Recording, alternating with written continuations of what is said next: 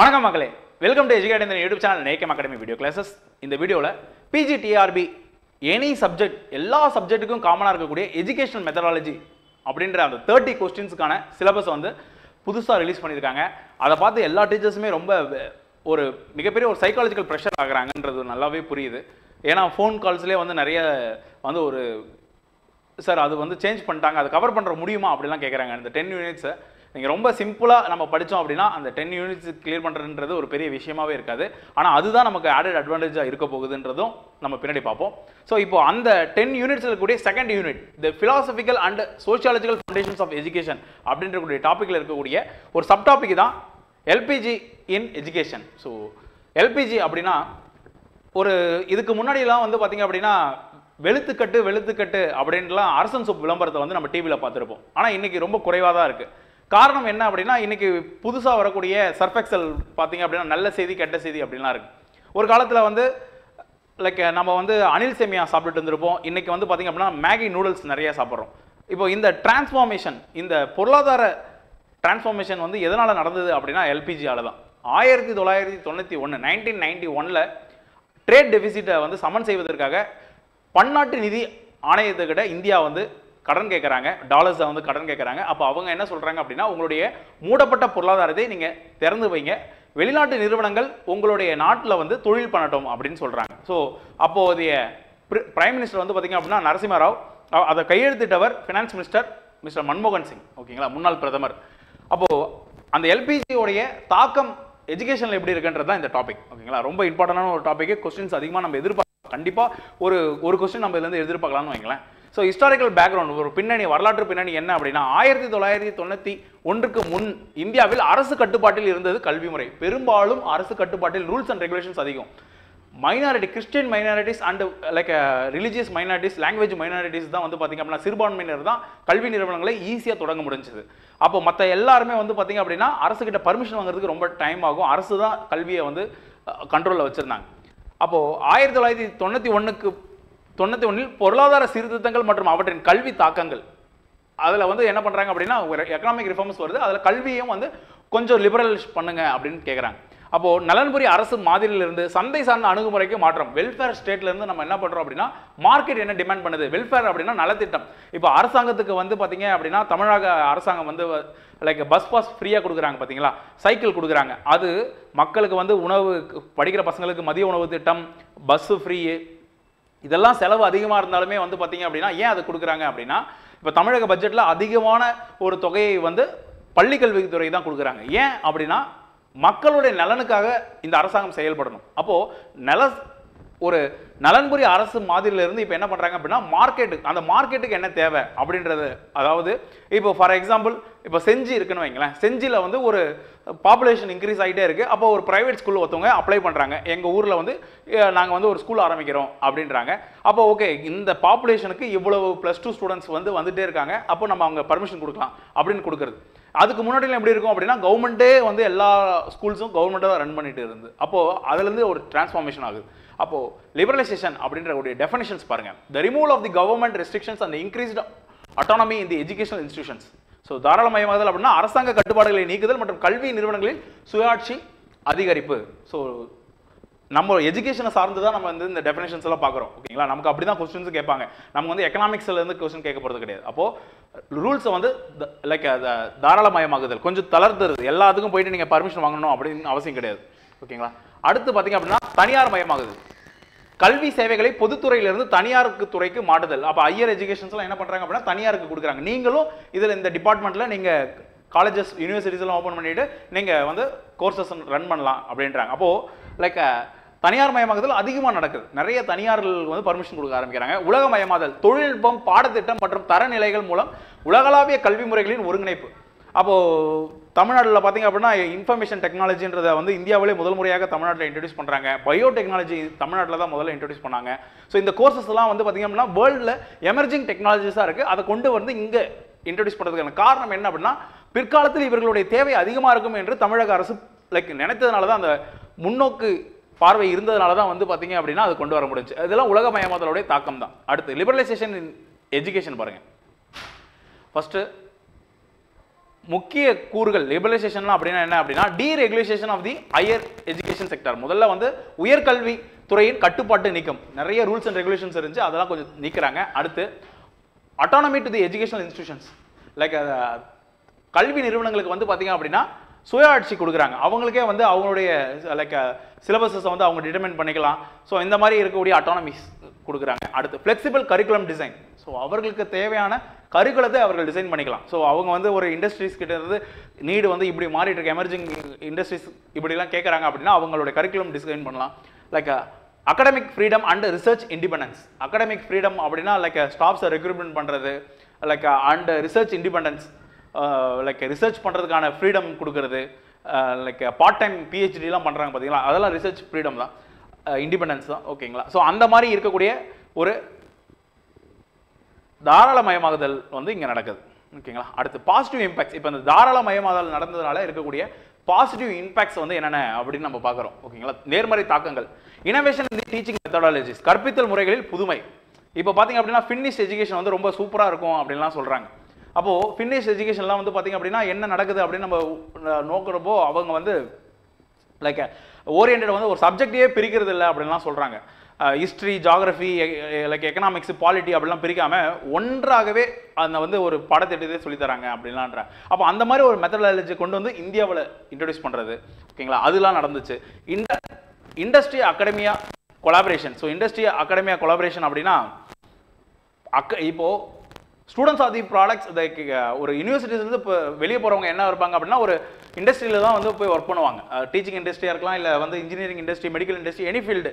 அப்போது the products of the academy will go straight to the industry. அப்போ இண்டஸ்ட்ரிக்கு வந்து அங்கே கேட்குறப்ப இவங்க நடத்துறது ஒன்றா இருக்குது, இங்கே டிமாண்ட் ஒன்றா இருக்குன்னு வைங்களேன். ஸ்கில் மேட்ச் ஆகலை அப்படின்னா வேலைக்கு கிடைக்காது. அப்போது இண்டஸ்ட்ரிக்கு என்ன தேவை இருக்குது, எமர்ஜிங்கில் என்ன மாறிட்டு வருது அப்படின்றத புரிஞ்சுக்கிட்டு அவங்களுடைய தேவையை அகாடமியா வந்து ஃபுல்ஃபில் பண்ணோம், லைக் எஜுகேஷன் இன்ஸ்டிடியூஷன்ஸ். ஸோ இந்த தொடர்புகள் நடக்க ஆரம்பிச்சது. கல்வியில் தொழில் முனைவோர் மனப்பான்மை. ஸோ கல்வியில் வந்து பார்த்திங்க அப்படின்னா எஜுகேஷன்லேயும் நம்ம லைக் நம்ம வந்து கால் பதித்தா நம்ம வந்து ஒரு பெரிய தொழில் ஆரம்பிக்கலாம் அப்படின்ற ஒரு மனப்பான்மை மக்களுக்கு வந்துச்சு. போட்டி மூலம் தரத்தை உயர்த்துதல் ரொம்ப முக்கியம்.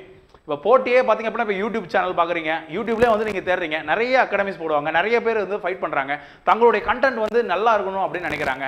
லைக் அப்போது அந்த போட்டி போடுறப்போ எப்படி இருக்கும், தரம் உயரும், அடுத்து நல்லா ப்ரிப்பேர் பண்ணணும் அப்படின்ற ஒரு எண்ணம் இருக்கும். ஓகேங்களா? ஸோ சேலஞ்சஸ், சவால்கள் பார்த்தீங்க அப்படின்னா ரெடியூஸ்டு கவர்மெண்ட் ஓவர் சைட். இப்போ தாராளமயமாதல்னால என்ன ஆகுது அப்படின்னா கவர்மெண்ட்டுக்கிட்ட எல்லாத்துக்கும் போய் பர்மிஷன் கேட்கணுன்ற அவசியம் இல்லை.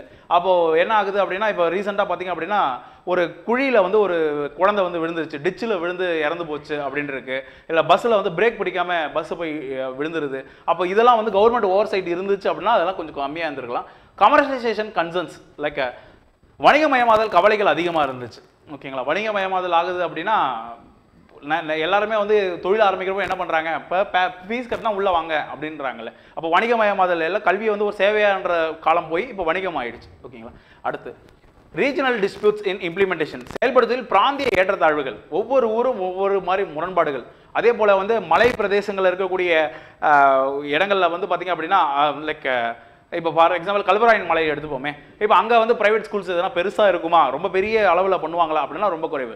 அதுவே ஊட்டியில் இருக்கக்கூடிய கான்வென்ட்ஸ்லாம் பார்த்திங்க அப்படின்னா அதிகமாக இருக்கும். அப்போ அந்த ஏற்றத்தாழ்வுகள்லாம் இருக்குது. அப்போது மக்களுடைய வாங்கும் திறனை பொறுத்து கல்வி நிறுவனங்கள் இருக்கக்கூடிய இடங்கள் மாறுது. ஓகேங்களா? அடுத்து குவாலிட்டி அசூரன்ஸ் இஷ்யூஸஸ், தர உறுதிப்பாட்டு பிரச்சனைகள். இப்போ நிறைய இன்ஸ்டிடியூஷன்ஸ் என்ன பண்ணுறாங்க அப்படின்னா காசை வாங்கிக்கிட்டு டிகிரிஸ் கொடுக்குறாங்க. ஸோ அந்த இஷ்யூஸ்லாம் பார்க்குறோம். அப்போ இது எல்லாமே தாராளமயமாதலுடைய ஒரு பிரச்சனை தான். ஓகேங்களா? அடுத்து பிரைவேடைசேஷன் இன் எஜுகேஷன். கல்வியில் தனியார் மயமாகுதல் அப்படின்றதுனால என்னென்னலாம் நன்மைகள் தீமைகள் எல்லாமே நம்ம பார்க்க போகிறோம். இந்த ஃபார்ம்ஸ் ஆஃப் பிரைவேடைசேஷன் பாருங்கள். முழு தனியார் மயமாக்கல் அப்படின்னா முழுவதும் தனியார் நிறுவனங்கள் முழுசாக ஒரு இப்போ ஃபார் எக்ஸாம்பிள் வந்து எஸ்ஆர்எம்னு எடுத்துப்போமே, அது வந்து ஒரு தனியார் நிறுவனம். ஓகேங்களா? அந்த மாதிரி லைக் ராமச்சந்திரா யூனிவர்சிட்டி தனியார் நிறுவனம். அப்போ அந்த மாதிரி முழுசாக பார்ஷியல் ப்ரைவேடைசேஷன் அப்படின்னா பொது தனியார் கூட்டமைப்பு, பிபிபி மாதிரி அப்படின்றாங்க, பப்ளிக் ப்ரைவேட் பார்ட்னர்ஷிப் அப்படின்றாங்க. அப்போது பப்ளிக் ப்ரைவேட் பார்ட்னர்ஷிப் அப்படின்னா அது ஒரு நிறைய மாடல்ஸ்லாம் இருக்குது. அதுலேயே நிறைய மாடல்ஸ்லாம் இருக்குது. அதாவது ஒரு இப்போது கோயம்புத்தூரில் வந்து பார்த்தீங்க அப்படின்னா ஒரு கார்பரேஷன் ஸ்கூலை வந்து அங்கே இருக்கக்கூடிய ஒரு ப்ரைவேட் என்டிட்டி வந்து கட்டி கொடுக்குறாங்க, கவர்மெண்ட் வந்து அதை ரன் பண்ணுறாங்க. அப்போது லைக் ப்ரைவேட் கட்டி கொடுக்குறாங்க, கவர்மெண்ட் ரன் பண்ணுறாங்க, இல்லை கவர்மெண்ட் காசு கொடுத்து ப்ரைவேட்டை நடத்த சொல்லும். இதுதான் பாதி தனியார் மயமாதல். ஓகேங்களா. அடுத்து ஒப்பந்த அடிப்படை வழங்குதல். பொது பள்ளிகளில் தனியார் நிர்வாகம். இப்போ இந்த சென்டர் ஃபார் அகாடமிக் எக்ஸலன்ஸ் அப்படின்லாம் வந்து சென்னையில் இருக்குது. அங்கெல்லாம் வந்து நீட் கிளாஸ், ஜேஇ கிளாஸ்லாம் வந்து பார்த்திங்க அப்படின்னா ஒரு ப்ரைவேட் இன்ஸ்டிடியூஷன்ஸ் தான் வந்து அவங்க நடத்துகிறாங்க. கவர்மெண்ட் ஸ்கூல் தான், கவர்மெண்ட் வந்து லைக் இருக்கக்கூடிய கவர்மெண்ட் ஸ்கூல் பசங்களுக்கு இருக்க கோச்சிங் தான். அப்போது ஒரு ப்ரைவேட் இன்ஸ்டிடியூஷன்ஸ் வந்து கவர்மெண்ட்டில் இருக்கக்கூடிய நிர்வாகத்துடன் தொடர்ந்து வேலை செய்கிறாங்க. அப்போ அதுதான் ஒப்பந்த அடிப்படையில் வழங்குதல். அடுத்து வவுச்சர் முறைகள். தனியார் வழங்குனர்கள் மூலம் அரசு நிதி உதவி. இப்போது ஆந்திராவில் பார்த்தீங்க அப்படின்னா இந்த like ISKCON temple, like ISKCON டெம்பிள்ஸ்லாம் வந்து பார்த்தீங்க அப்படின்னா அந்த அமைப்பு கூட ஆந்திரன் கவர்மெண்ட் வந்து ஒரு அக்ரிமெண்ட் சைன் பண்ணியிருந்தாங்க. Maybe I am not wrong, like if I not wrong, like நான் வந்து ஒரு 5 years பேக்கில் போய் பார்க்குறப்போ நான் பார்த்தேன். அப்போது அது என்ன இருக்கும் அப்படின்னா அவங்களும் மதிய உணவு திட்டம்லாம் பண்ணுறாங்க. ஆனால் அந்த ப்ரோக்ராமை வந்து அவங்க கிட்ட கொடுத்துட்றாங்க. இப்போ தமிழ்நாடு கவர்மெண்ட் வந்து பார்த்தீங்கன்னா சுய உதவி குழு, பெண்கள் மகளிர் சுய உதவி குழு கிட்ட வந்து காலையில் உணவு தயாரிக்க சொல்கிறாங்க பார்த்தீங்களா. ஸோ அந்த மாதிரி அதான் வவுச்சர் முறைகள். அடுத்து பலன்கள் வந்து பார்த்தீங்க அப்படின்னா improved infrastructure and facilities. Like நம்ம வந்து தனியார் மயமாதல் பண்ணுறதுனால என்ன ஆகுது அப்படின்னா இன்ஃப்ராஸ்ட்ரக்சர்ஸ் எல்லாமே டெவலப் ஆகுது. அடுத்து லைக் கட்டமைப்புனா என்னதுங்க, fan, table, bench, like smart boards, interactive panels, projectors, speakers, like இது எல்லாமே மாறுது government school like private schools உள்ளே வந்ததுனால. அடுத்து சிறந்த ஆசிரியர் மாணவர் விகிதம். ஒரு லைக் கூட்டமாக 100 பேர் வந்து ஒரு கிளாஸ் வைக்காமல் என்ன பண்ணுறாங்க, பிரித்து 33 பேர் 35 பேர் அப்படின்ற ஒரு டீச்சர் இவ்வளோ தான் ஹேண்டில் பண்ண முடியும், அவ்வளோ ஸ்டூடெண்ட்ஸ் தான் அவங்களை கவனிக்க முடியும் அப்படின்ற அந்த ரேஷியோ வந்து மெயின்டைன் பண்ணுறாங்க. அடுத்து நவீன கற்பித்தல் உபகரணங்கள் மற்றும் தொழில்நுட்பம். ஸோ பிஎட்லேயே பார்த்தீங்க அப்படின்னா நிறைய சார்ட்ஸ் எல்லாமே நம்ம ரெடி பண்ணி கொடுத்துருப்போம். ஏன் அப்படின்னா மக்களுக்கு வந்து ஈஸியாக புரியணுன்றதுக்காக. அடுத்து செயல்திறன் சார்ந்த நிர்வாகம், பர்ஃபார்மன்ஸ் பேஸ்டு மேனேஜ்மெண்ட். ஸோ எல்லாருமே ரிசல்ட்ஸ் ஓரியன்டாக இருப்பாங்க. எல்லா ஸ்கூல்ஸும் போட்டி போட்டுட்டு ரிசல்ட்ஸ் கொடுக்கணும், டிஸ்ட்ரிக்ட் ஃபஸ்ட்டு வரணும், school first, like taluk first அப்படின்னு ரிசல்ட் ஓரியன்டாக வேலை பார்க்க ஆரம்பிக்கிறாங்க. அப்போ பர்ஃபார்மன்ஸ் அதிகமாகுது. இதில் கன்சர்ன்ஸ், கவலைகள் என்னென்ன அப்படின்னா லைக் சமத்துவம் மற்றும் அணுகல் பிரச்சனைகள். எல்லாரையும் சமமாக நடத்துகிறாங்கன்னா அப்படின்ற அந்த பிரச்சனை ஏற்படும். ஓகேங்களா. ஒரு லைக் அடுத்து வந்து பார்த்தீங்க அப்படின்னா அணுகல் பிரச்சனை. எல்லாராலையும் அந்த ப்ரைவேட் எஜுகேஷனை போய் அஃபோர்ட் பண்ணி படிக்க முடியுமா அப்படின்னா அதுவும் ஒரு கேள்விக்குறி தான். லாப நோக்கத்துடன் கூடிய கல்வி. பெரும்பாலும் இப்போ கல்வி என்ன ஆயிடுச்சு அப்படின்னா லாப நோக்கத்தோட மாறிடுச்சு. ஓகே. அடுத்து பணக்காரர்களுக்கும் ஏழைகளுக்கும் இடையே அதிகரிக்கும் இடைவெளி. லைக் பணம் இருக்கிறவங்க வந்து பார்த்தீங்க அப்படின்னா பெரிய ஸ்கூலில் கொண்டு போய் படிக்கிறாங்க. அப்போ அந்த எஜுகேஷன் ஒரு சின்ன ஸ்கூலில் கிடைக்கிறதுனா கிடைக்கல. ஓகேங்களா. அந்த இடைவெளி என்பது எப்போதுமே இருக்குது. தரப்படுத்துதல் எதிராக உள்ளூர் தேவைகள். தரப்படுத்துதல் எதிராக வந்து லைக் உள்ளூர் தேவைகளுக்கு ஏற்ப எஜுகேஷன்ஸ்ன்றது கிடையாது. இன் டேர்ம்ஸில் வந்து எக்ஸாக்டாக சொல்லணும் அப்படின்னா ஸ்டாண்டர்டைசேஷன் வெர்சஸ் லோக்கல் நீட்ஸ். இப்போது ஒரு ஃபார் எக்ஸாம்பிள் வந்து சூரத் இருக்குன்னு வைங்களேன், டைமண்ட் பிஸ்னஸ் நிறைய போகுது. அப்போ அங்கே இருக்கக்கூடிய பீப்புள் என்ன நினைக்கிறாங்க அப்படின்னா என் பையன் வந்துட்டு நிறைய எக்கனாமிக்ஸ் எல்லாம் படிச்சுட்டு வந்து லைக் என்னோட பிஸ்னஸை வளர்ப்பான் அப்படின்னு நினைக்கிறாங்கன்னு வைங்க. ஆனால் இவங்க என்ன பண்ணுறாங்க அப்படின்னா பாலிட்டி, லைக் எக்கனாமிக்ஸே இல்லாமல் மற்ற எல்லாமே சொல்லிக் கொடுக்குறாங்க. அப்போது இவங்களுடைய லோக்கல் நீட்ஸ்னு ஒன்று இருக்குது, அங்கே ஒரு ஸ்டாண்டர்டுன்னு ஒன்று இருக்குது, ரெண்டும் மேட்ச் ஆகலை. ஸோ இந்த பிரச்சனை என்பது இருக்குது எஜுகேஷனில். ஓகேங்களா. அடுத்து குளோபலைசேஷன் இன் எஜுகேஷன். உலகமயமாதல், கல்வியில் உலகமயமாதனால வரக்கூடிய காரணங்கள், மேனிஃபெஸ்டேஷன்ஸ் எப்படிலாம் இருக்குது அப்படின்னு பாருங்கள். வெளிப்பாடுகள் எப்படின்னா ஃபஸ்ட்டு சர்வதேச பாடத்திட்டம் லைக் இன்டர்நேஷ்னல் பிராக்லேட், கேம்பிரிட்ஜ், அப்போ ICG, Indian council for secondary education, so school education, ICSE. So இந்த மாதிரி இருக்கக்கூடிய திட்டங்கள்லாம் நிறையா வந்துருச்சு, சர்வதேச பாடத்திட்டங்கள். அப்போது அந்த இடைவெளி என்பது குறையுது. இந்தியாவில் படிக்கக்கூடிய ஒரு ஸ்டூடெண்ட்டும் லைக் லண்டனில் படிக்கக்கூடிய ஒரு ஸ்டூடெண்ட்டும் ஈக்குவல் பேரில் வராங்க. ஓகேங்களா. லைக் அடுத்து கல்வி தொழில்நுட்ப ஒருங்கிணைப்பு, எஜுகேஷன் டெக்னாலஜி இன்டகிரேஷன். லைக் கல்வி தொழில்நுட்பங்கள் வந்து பார்த்திங்க அப்படின்னா இப்போ வந்து வீடியோஸில் நம்ம அக்சஸ் பண்ணுறோம், யூடியூப்பில் நம்ம படிக்கிறோம். ஸோ அந்த மாதிரி ஒரு குளோபலைசேஷன் வந்து பார்த்திங்க அப்படின்னா ஒரு லண்டனில் வந்து ஒரு மேக்ஸ் சொல்லிக் கொடுக்குற ஒரு டீச்சர் அல்ஜிப்ரா சொல்லித் தராங்கன்னா அதை வந்து நம்ம ஈஸியாக புரிஞ்சுக்க முடியுது. ஸோ அந்த இன்டகிரேஷன் குளோபலைசேஷனால நடந்துச்சு. ஓகேங்களா. யூடியூப்ன்ற ஒரு நிறுவனம் இப்போ தமிழ்நாட்டில் வந்து லைக் இந்தியாவுக்குள்ளே வந்து உங்கள் ஃபோனில் டவரில் உங்களுக்கு கிடைக்குது, நெட்டில் கிடைக்குது அப்படின்னா அது குளோபலைசேஷனால நடந்த ஒரு நன்மை தான். ஓகேங்களா. அடுத்து student and faculty exchange programs. Like பாருங்கள், இப்போ ஆஸ்திரேலியாவில் இருக்கக்கூடிய ஒரு பெண்மணியை வந்து இந்தியாவில் இருக்கக்கூடிய ஒரு ஹாஸ்பிட்டலில் வந்து வேலை பார்க்குறாங்க, மெடிக்கல் ஸ்டூடெண்ட். அப்போ இந்தியாவில் இருக்கக்கூடிய ஸ்டூடெண்ட் அங்கே போய் வேலை பார்க்குறாங்க. அப்போ அங்கே இருக்கக்கூடிய ஆர்கனைசேஷனோட ஸ்ட்ரக்சர்ஸ், அங்கே இருக்கக்கூடிய பீப்புள்ஸ் மென்டாலிட்டி, சொசைட்டியல் நீட்ஸ், இது எல்லாத்தையும் புரிஞ்சுக்கிட்டு இங்கே வந்து அவங்க மாறுறாங்க. அப்போ இந்த எக்ஸ்சேஞ்ச் நடக்குது. ஓகேங்களா. அடுத்து global ranking systems, QS, the rankings, the higher education institutions rankings, இது எல்லாமே இப்போ நித்தி ஆயோக் கூட ரேங்கிங்ஸ்லாம் விடுறாங்க. அப்போ அந்த மாதிரி வந்து உலக தரத்தில் வந்து நம்ம IITs மெட்ராஸ் எந்த லெவலில் இருக்குது, IIT பாம்பே எந்த லெவலில் இருக்குது அப்படின்னா தரம் உயர்த்துக்காக எல்லாருமே பாடுபடுறாங்க. ஓகேங்களா. அப்போது நல்ல குவாலிட்டியான எஜுகேஷன் கிடைக்க ஆரம்பிக்குது. அடுத்து கரிக்குலம் சேஞ்சஸ். ரெண்டாவது வந்து குளோபலைசேஷனால என்ன இருக்கும் அப்படின்னா English as the medium of instruction. கண்டிப்பாக இன்னைக்கு வந்து அதுக்கு முன்னாடி வந்து தமிழ் வழி கல்வி வந்து அதிகமாக இருந்திருக்கும். ஆனால் குளோபலைசேஷனுக்கு அப்புறம் வந்து ஓகே இங்கிலீஷில் படித்தா தான் ஃபியூச்சரில் நிறைய வேலை வாய்ப்புகள் கிடைக்க வாய்ப்பு இருக்குது அப்படின்னு நினச்சிக்கிட்டு எல்லாருமே என்ன பண்ணுறோம், இங்கிலீஷ் மீடியமில் படிக்க ஆரம்பிக்கிறோம். ஓகேங்களா. அப்போ இங்கிலீஷ் மீடியம் வந்துச்சு. அடுத்து கம்ப்யூட்டர் லிட்ரஸி எம்பசிஸ். கட்டாயமாக எல்லாருக்கும் என்ன பண்ணுறாங்க, இப்போ கம்ப்யூட்டர் நாலேஜ் கொடுக்குறாங்க. இப்போ வந்து ஸ்கூல் புக்ஸ்லேயே வந்து பார்த்திங்க அப்படின்னா கட்டாயமாக சோஷியல் சயின்ஸில் கம்ப்யூட்டருமே ஒரு டாபிக்ஸாக இருக்குது. Global citizenship education. ஒரு உலகத்தரம் வந்த ஒரு ராக்கெட் லான்ச் ஆகுது அப்படின்னா இங்கே என்ன நியூட்டன் தேர்ட் லாவோ பாகிஸ்தான்லேயும் அதே நியூட்டன் தேர்ட் லா தான் ஒரு ராக்கெட் லான்ச்சுக்கு. அப்போது ஃபிசிக்ஸ் சயின்ஸுன்றது காமனாக இருக்குது. அப்போது இந்த மாதிரி ஒரு உலக அளவில் இருக்கக்கூடிய ஒரு சிட்டிசன், லைக் உலக அளவில் இந்த சிட்டிசன் அப்படின்னா எங்கே வேணால் போய் வேலை செய்யலாம், இங்கே தான் இருக்கணும் அப்படின்றது கிடையாது. அப்போ அந்த மாதிரி ஒரு கல்வி முறை வந்துருச்சு. இப்போது மல்டி கல்ச்சுரல் பெர்ஸ்பெக்டிவ்ஸ். ஏற்கனவே வரலாறு படித்தவர்களுக்கு நமக்கு தெரியாமல் கிடையாது. இப்போ அமெரிக்கன் ரெவல்யூஷன் நம்ம படிக்கிறோம். அப்போ அமெரிக்காவில் பாஸ்டன் டீ பார்ட்டி எதுக்காக சண்டை போடுறாங்க அப்படின்றதும், இப்போ ஃப்ரெஞ்ச் ரெவல்யூஷனில் வந்து லைக் நமக்கு வந்து ரெயின் ஆஃப் டெரர் வருது அப்படின்னா அப்போது இது எல்லாமே நம்ம அந்த கல்ச்சரில் எப்படி இருந்துச்சு அப்படின்னு நம்ம பார்க்குறோம். ஓகேங்களா. ஸோ அந்த பெர்ஸ்பெக்டிவ்ஸ் நமக்கு நிறையா வருது. அடுத்து பாசிட்டிவ் அவுட்கம்ஸ், நேர்மறை விளைவுகள் என்னென்ன அப்படின்னா உலகளாவிய அறிவுக்கான அணுகல், like access to global knowledge. நமக்கு வந்து பெஸ்ட்டாக நாலேஜ் எங்கே இருக்கோ, எந்த புக்ஸ் இருந்தாலும் நம்ம இப்போ ஃபாரின் அந்த புக்ஸ்லாம் நம்ம படிக்கிறோம், அதெல்லாம் குளோபலைசேஷனால தான். கலாச்சார பரிமாற்றம் மற்றும் புரிதல். அப்போது கல்ச்சுரல் எக்ஸ்சேஞ்ச் அண்ட் அண்டர்ஸ்டாண்டிங். இப்போ சமூகம் வந்து நிறைய மாற்றத்துக்கு உட்பட்டுட்டே இருக்குது அப்படின்னா காரணம் என்ன அப்படின்னா மற்ற கலாச்சாரத்தை நம்ம வந்து எம்ப்ரேஸ் பண்ணிக்கிறோம். அதில் இருக்கக்கூடிய நன்மைகள் நம்ம எடுத்துக்கிட்டோம் அப்படின்னா நம்ம முன்னோக்கி ஒரு சமூகமாக மாறிக்கிட்டே இருப்போம்.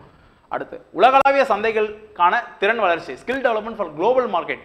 இப்போ நல்ல நம்ம வந்து வெளிநாட்டில் போய் வேலை பார்க்கணும் அப்படின்னா we have to learn and additional language அப்படின்னு இருக்கு. அப்புறம் லைக் ஸ்கில்ஸ், கம்ப்யூட்டர் ஸ்கில்ஸு, இது எல்லாமே நம்ம கற்றுக்க வேண்டிய தேவை ஏற்படுது. அது எல்லாமே கிடைக்குது. அடுத்து ரிசர்ச் கொலாபரேஷன் ஆப்பர்ச்சுனிட்டிஸ், ஆராய்ச்சி ஒத்துழைப்பு வாய்ப்புகள். ஓகேங்களா. அது நமக்கு நல்லாவே தெரியும். ஓகே, லைக் பியர் ஜேர்னல்ஸில், பியர் ரிவ்யூடு ஜேர்னல்ஸில் வந்து நம்ம பப்ளிஷ் பண்ண வேண்டியது இருக்கும். லைக் அங்கே இருக்கக்கூடிய ப்ரொஃபஸர்ஸ் கிட்ட நம்ம மெயில் அனுப்பிச்சு நம்ம பேசலாம். ஸோ இந்த ஆப்பர்ச்சுனிட்டிஸ் எல்லாமே நமக்கு குளோபலைசேஷன் தான் கொடுத்தது, லைக் உலகமயமாதல். இதில் இருக்கக்கூடிய சேலஞ்சஸ் பார்த்திங்க அப்படின்னா சவால்கள் என்ன அப்படின்னா கலாச்சார ஒருமைப்படுத்துதல், கல்ச்சுரல் ஹோமோஜினைசேஷன்.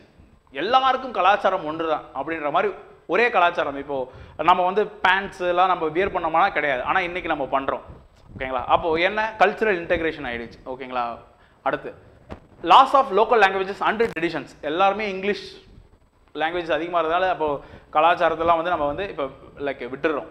அடுத்து பிரெயின் ட்ரெயின் ஃபினாமினா, அறிவுத்திறன் வெளியேற்றம் நிகழ்வு.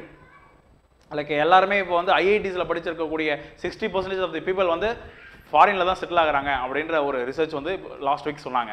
அப்போது இதெல்லாம் என்னது, இந்தியாவில் இருக்கக்கூடிய திறமை வாய்ந்த மூளைகள் எல்லாமே வெளிநாட்டில் போய் வேலை பார்க்குறாங்க. அப்போ இது ஒரு பிரெயின் ட்ரெயின் தான். அப்போ இந்தியாவுக்கான சிறந்த மூளைகளில் வந்து கிடைக்கிறது கிடையாது. ஓகேங்களா.